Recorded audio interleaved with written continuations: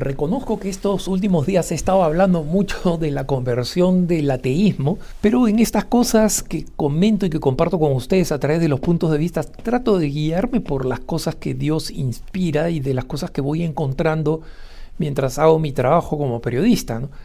Y no sé si Dios quiere que algún no creyente o algún ateo se convierta, o alguien se siente inspirado a ayudar a convertir a algún ateo, pero en el lapso de una semana, esta es la tercera vez que me encuentro con el caso importante de alguien que de ateo se convierte a cristiano, y alguien que yo no conocía. Gracias a una imprenta, una editora norteamericana que se llama Sophia Institute Press, que está publicando libros católicos muy buenos, y me tiene en su lista de libros para que, digamos, yo los vaya conociendo y los vaya evaluando, y me mandó un libro de una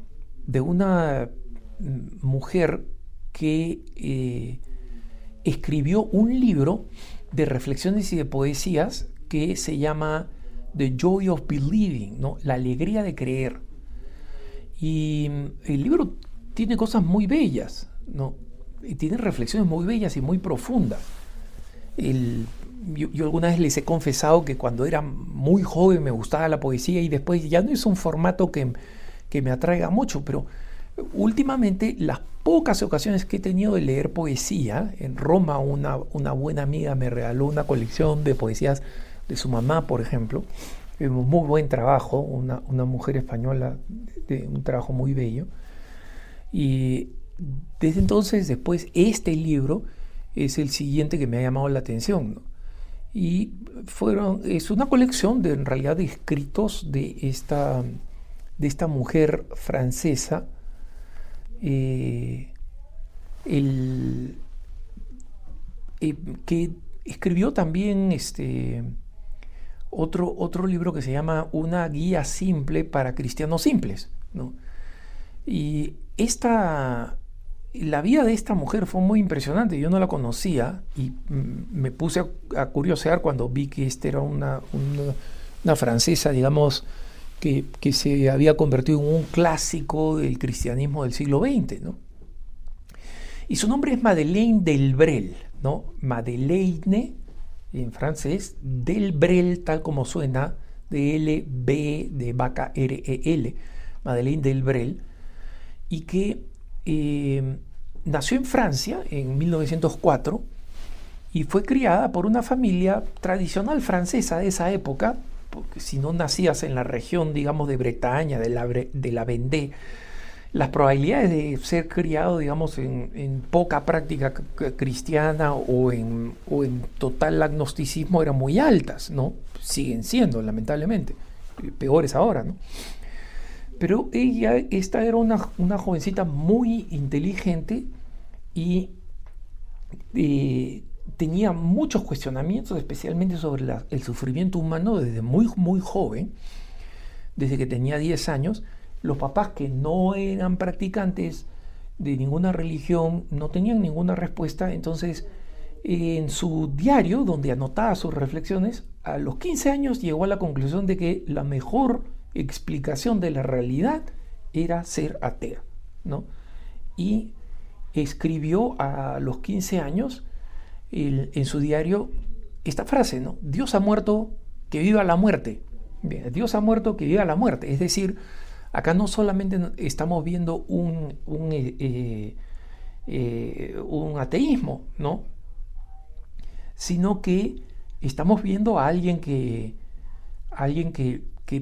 abraza la desesperanza del ateísmo de Federico Nietzsche, ¿no? De ese ateísmo que proclama Dios ha muerto, pero no lo proclama como una victoria del ser humano, lo proclama como una tragedia, pero que así es, pues, así es. Entonces, si Dios ha muerto, bueno, que viva la muerte, ¿no?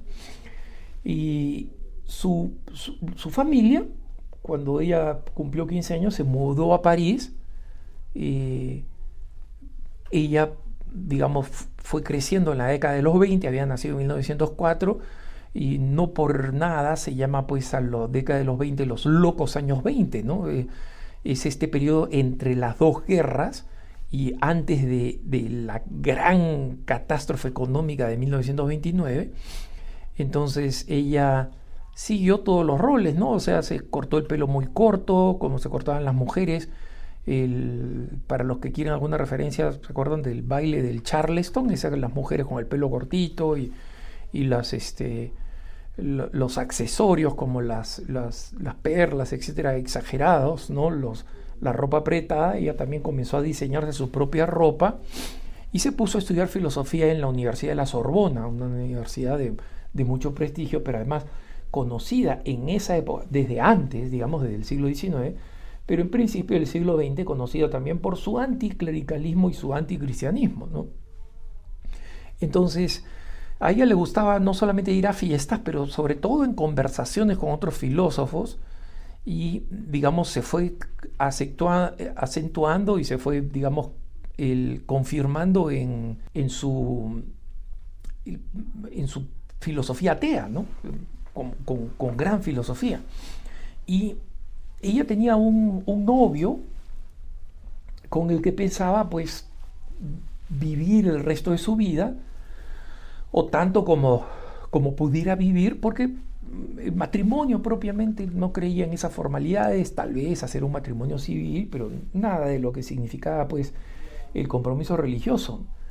Pero a ella la golpea la realidad pues como un bate de béisbol en la cabeza, cuando el novio filósofo ateo como ella le dice, te voy a dejar, lo siento, te quiero mucho, pero tengo otro llamado. Y ella le dice, ¿cuál es ese llamado? Voy a entrar a la congregación de los dominicos para ser sacerdote. Y ella, ¿qué?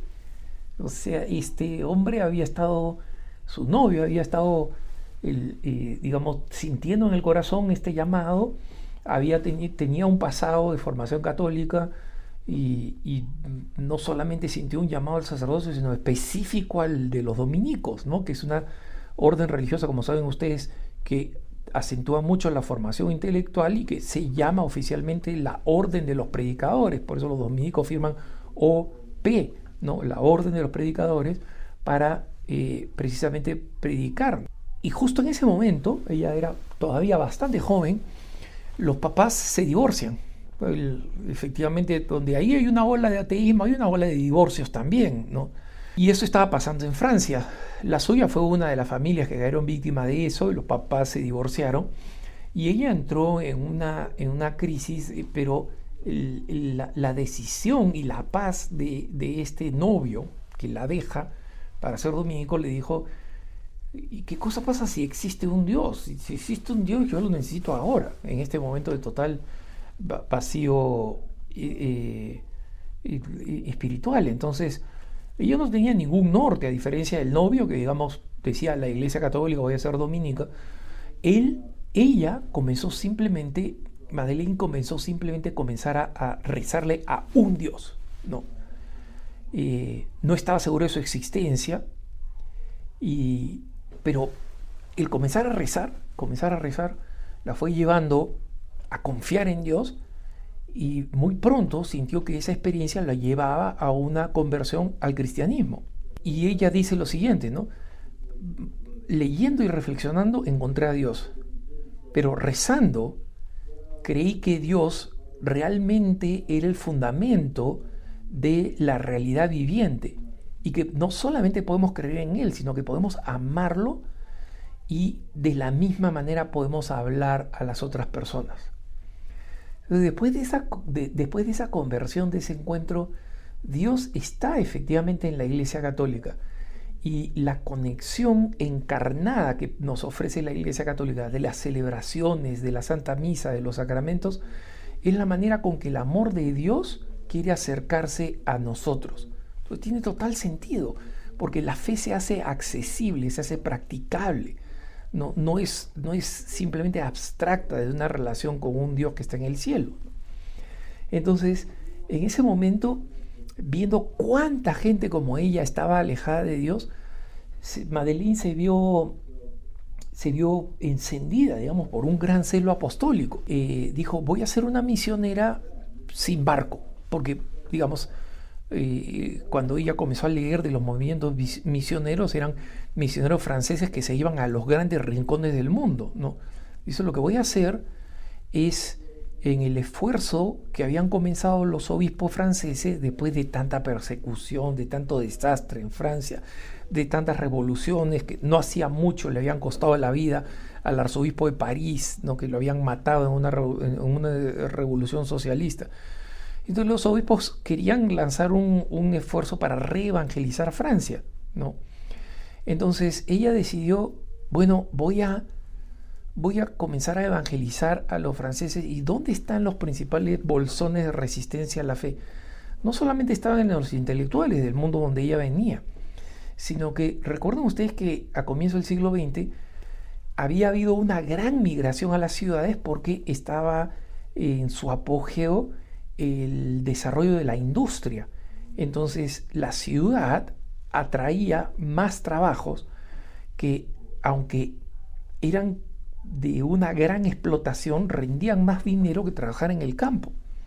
Entonces se creó toda esta subclase, la clase obrera, ¿no? De la que quería sacar provecho Marx y las distintas corrientes sociológicas, que vivían de verdad en situaciones muy, muy marginadas, con un enorme resentimiento, y donde las filosofías ateas habían prendido mucho. Entonces el ateísmo no era como en muchos de nuestros países, digamos, de América Latina, que es de las élites, ¿no? Y no tanto del pueblo. Acá también era del pueblo, especialmente del pueblo urbano.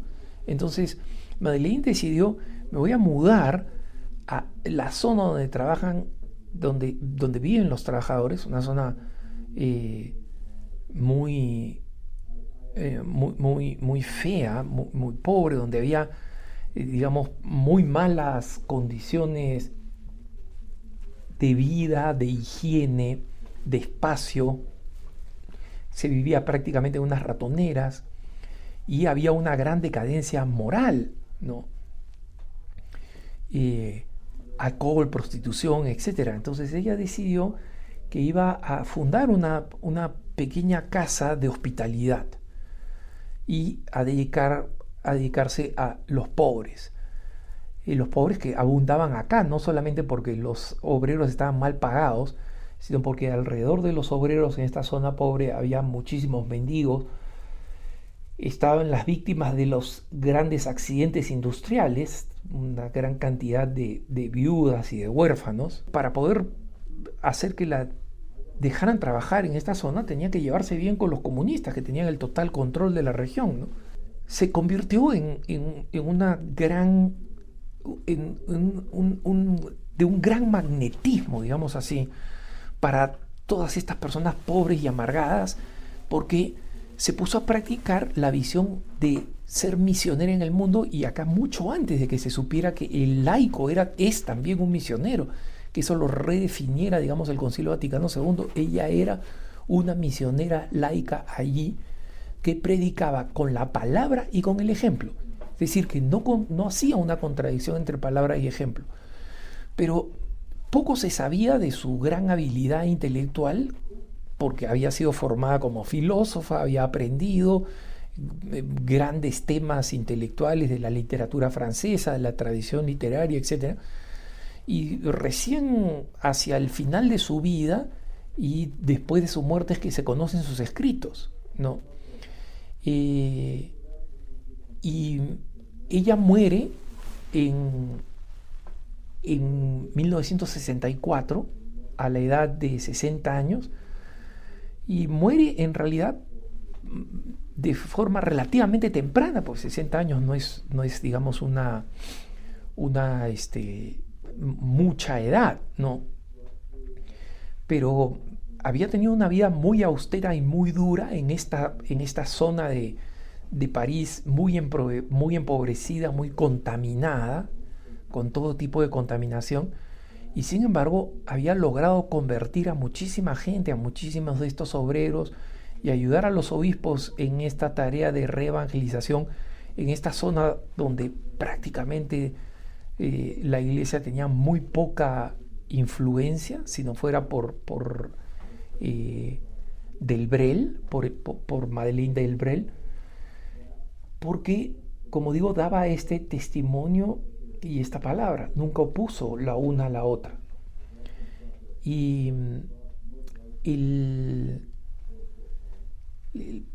su vida